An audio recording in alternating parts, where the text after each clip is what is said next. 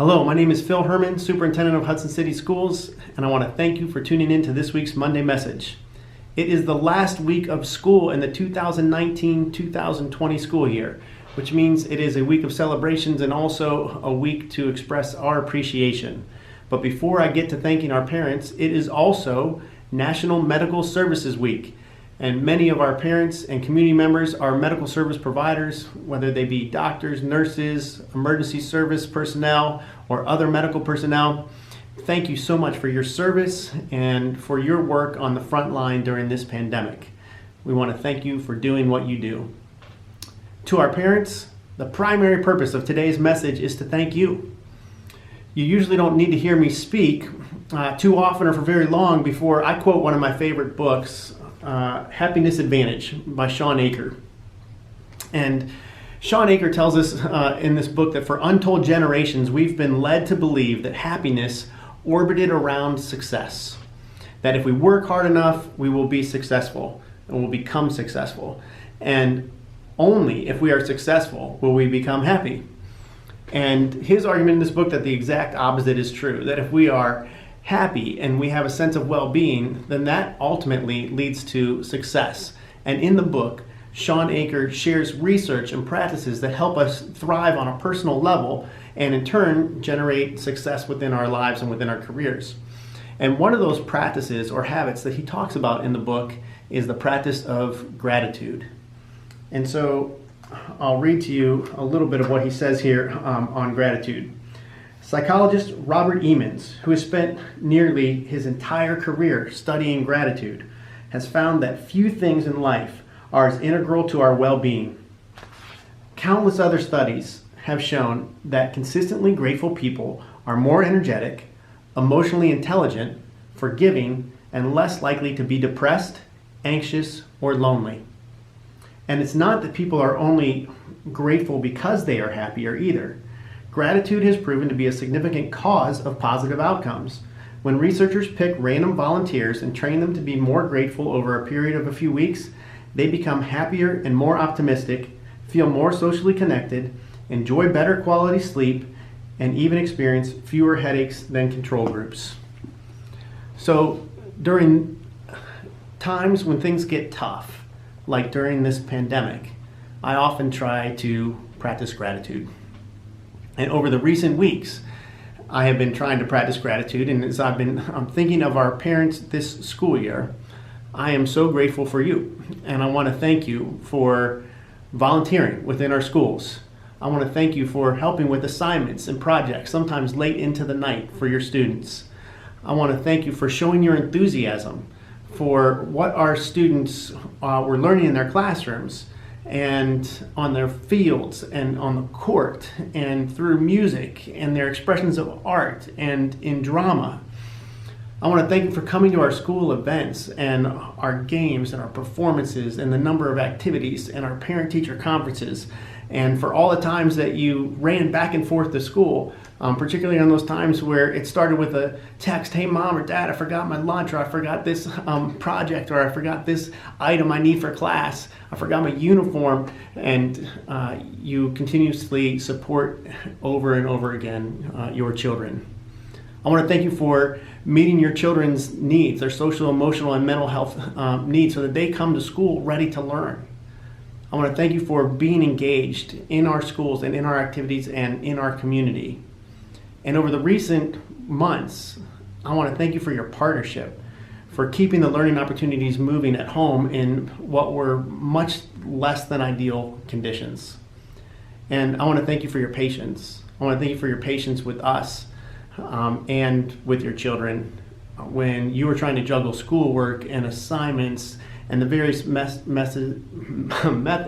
of communication. Well, all of those things were happening also in your own world, and in your personal lives and in your work lives, and you were juggling all of that together and still kept things moving for our students. So thank you for that.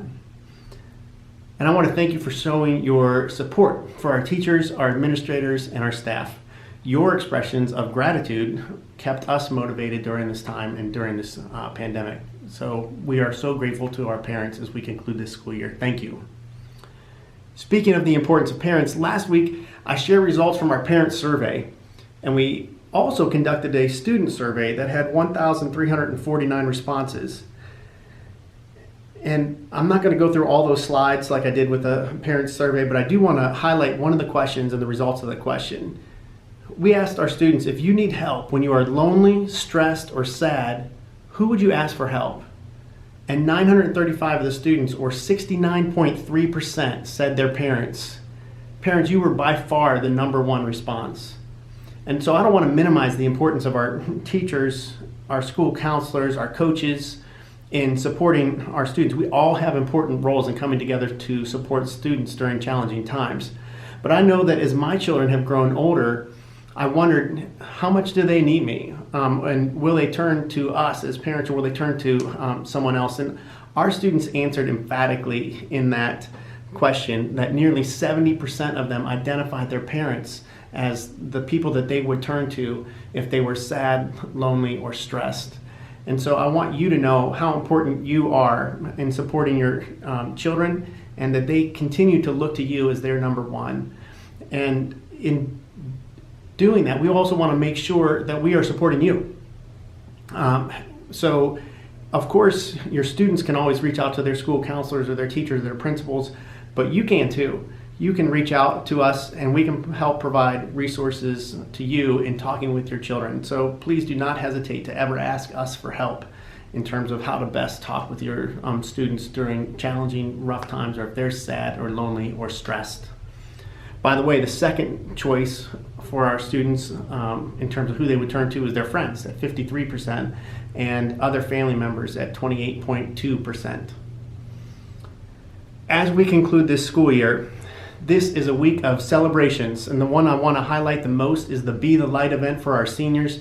This Wednesday, May 20th, our seniors and their families will drive through the high school campus, and we will have appropriately socially distanced staff members showing their support, and we'll turn on the stadium lights, and we'll have Hudson Police and Hudson Fire there as we recognize the class of 2020. And on the night that they would have graduated or were expected to graduate this year. And so I would encourage you to turn on your porch lights, turn on your house lights Wednesday evening at 8 o'clock. Leave it on into the evening so that as the students go through that event and they're driving home, they can see all of the community support for the class of 2020. Also, check your communications this week from your building principals and your teachers if you haven't looked already and seen them. We have many drive-through parades taking place in the district. We have class activities taking place online, and end of the year celebrations taking place remotely as well.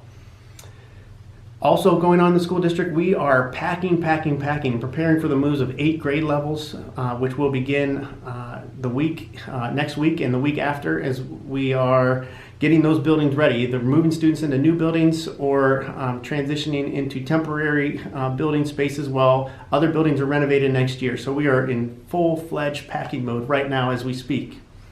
We're also this week preparing for the video commencement ceremony that will take place for our seniors at the Midway Drive-In Movie Theater on June 10th, and will be streamed live that same evening. We will be posting information about that if you want to tune in and check out the video commencement event.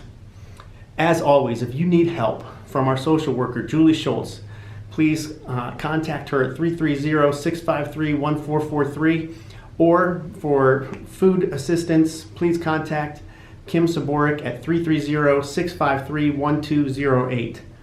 Our food service is not able to continue over the summer, but we do have partnerships with other support organizations within the community, and we want to make sure that we are connecting families with those support organizations so that we can keep families supported during a tough time over this summer. So do not hesitate to reach out to those resources or to our central office, and we will connect you with resources over the summer as well. Lastly, I've been asked if Monday messages will continue through the summer. And the short answer is yes. I will not do a Monday message next week on Memorial Day. I hope that all of you are able to celebrate a wonderful Memorial Day next Monday, but I will resume on June 1st.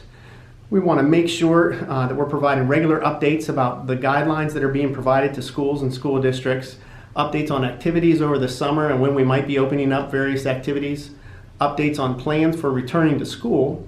And we also want to point you to communications from us, particularly those where we might be asking for your feedback as we prepare to make decisions about returning to school. So we'll continue those Monday messages, and I will try to highlight those activities, events, and questions in those messages. Thank you again for tuning in and for all of your support this school year. I will talk to you again on June 1st, and until then, I hope you stay safe and stay healthy.